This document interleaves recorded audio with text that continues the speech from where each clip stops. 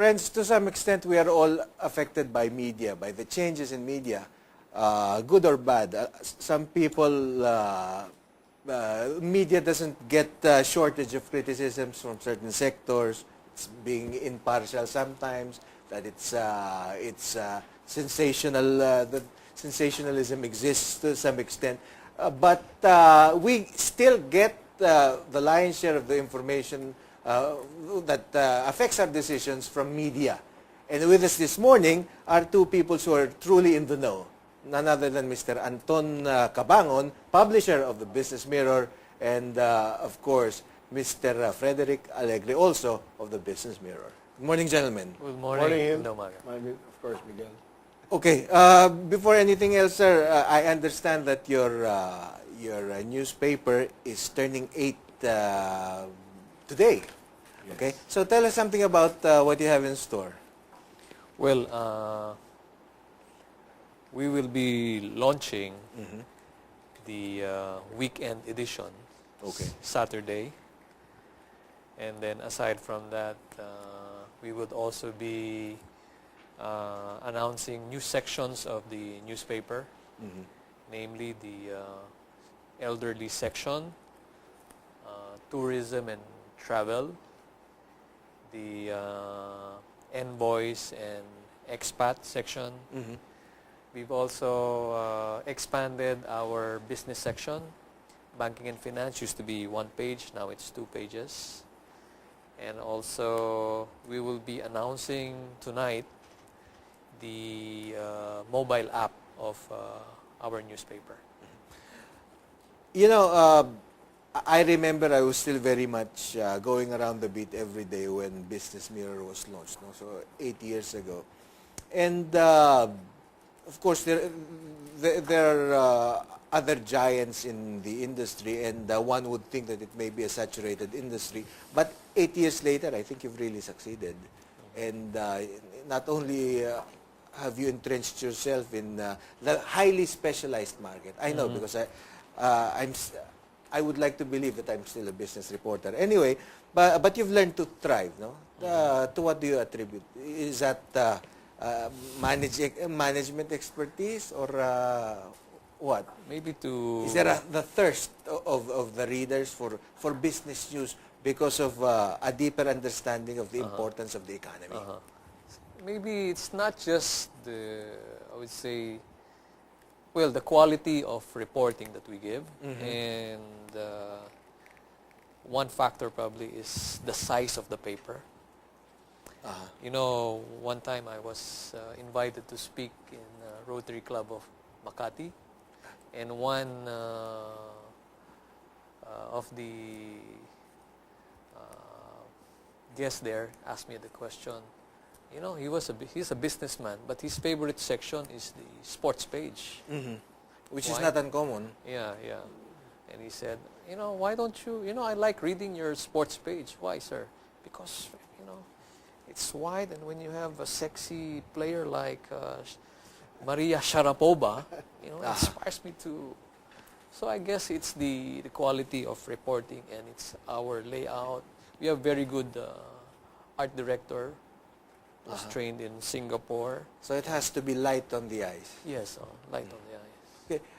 Rick, you've become a series of, not a series, but a media group, essentially. No? So you've really branched out. What does that indicate? Is business is good? Or that people still rely on the print medium if they want to fully understand an issue.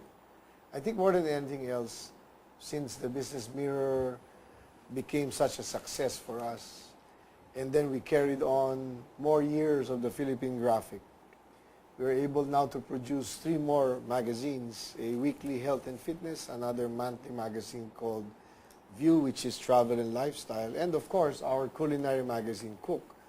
But a year and a half ago, we figured there's also a need to address the marginalized sector of our society that is reliant on news that is produced through a tabloid. And there is a very potent market that reads tabloid, and we felt that it is the missing element to complete what we call a publication group that we have today. Content is king. You know that, Miguel, and you've been a business reporter before. Both of us, actually. And it cannot be replaced. The way a publication produces news every day in and day out. The reportage is you will only find in this medium. And it should complement, which is why we also have a sister company that's in the broadcast industry, the DWIZ and Home Radio. And now we're finding it complementing each other. There are shows that are hooked up with us, and there are also shows there that are being featured in our paper. And the synergy that it produces makes us a media force that is now very active in the industry. Okay. Anton, Rick, later, since we're talking about media trends, we will talk about the trajectory of what, where do you expect media, both the print, broadcast, internet, or how they sort of mesh together, where that's going. But let's focus on your newspaper, at least for our initial segment. You know, well, I don't remember, but I was told from by good sources that business reporting in the Philippines really was born in the late 60s. But now it's become a highly specialized field, and I think in the time that I was a reporter today, I think a lot of Filipinos are getting more interested or coming to the realization that they have to know what's going on with the economy. That's right. People are monitoring the prices of basic goods. They read or they watch TV or the radio.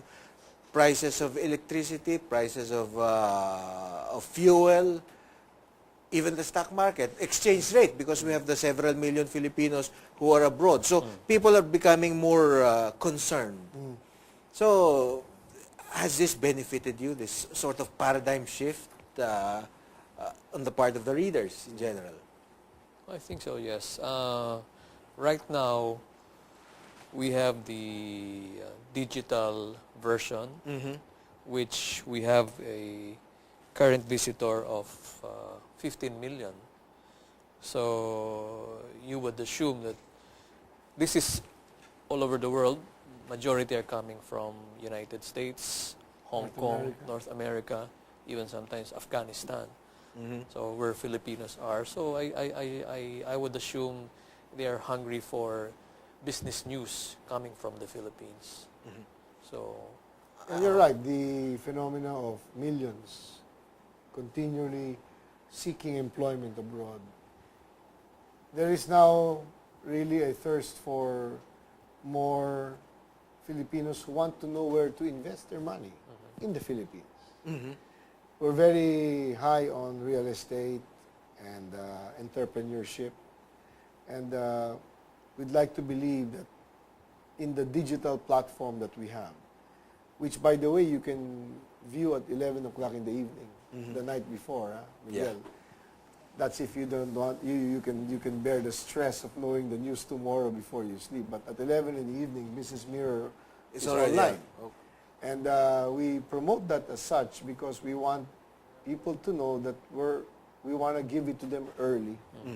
And with the time zones all over the world, it's advantageous to us that we're there ahead. And our publisher, Anton, is right. We're going to launch the PM app, the mobile app today. So at your with hands, your tablet or your mobile device, with regular hourly updates. So we're really reaching out to different levels. do you think that to some extent the renewed interest in business publications or business news in general is this to some extent a reaction to or indicative of a fatigue in political news? Because you know, political news, Filipinos are political animals, but I would think that reading more of the same, just changing names, no? Virtually, we are all reporters at heart, no? So nagkakaintindihan tayo as far as that's concerned, no? And no real change. Does this sort of push the readers to search for something more substantive? I agree with you. That's true. Reading politics, crime, scandals. I think the readers want something else. Material or news that is helpful to them in business decisions. Our section, we have section on entrepreneurship. We give them guide how to, run a business. Property section. So practical stuff. Practical stuff, yeah. Okay. Practical stuff. And to some extent, I guess this is being helped by the fact that it would, no, not the fact, but it would seem that some of the leading newspapers that you used to count upon to be objective and to be hard-hitting have become strangely tame, no? The past 2 or 3 years. And it would seem that some of them may have actually become an extension of the machinery of the current dispensation.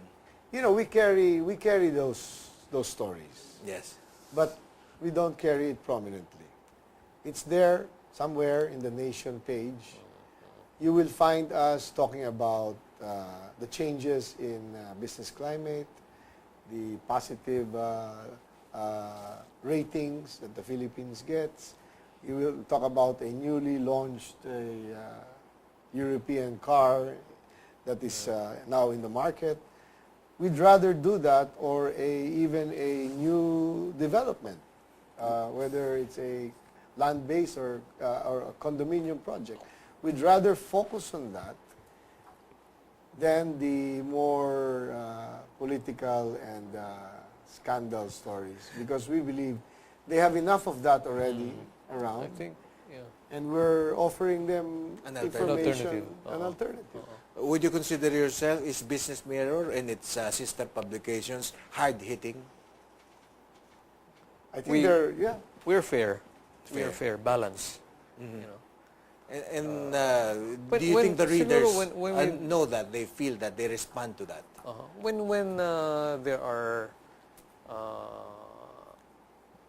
I'm not saying we are anti-government or anti-business, but if there are certain issues to be raised or to be pointed out, we give it to our readers, and we present both sides, and we let the reader decide for themselves.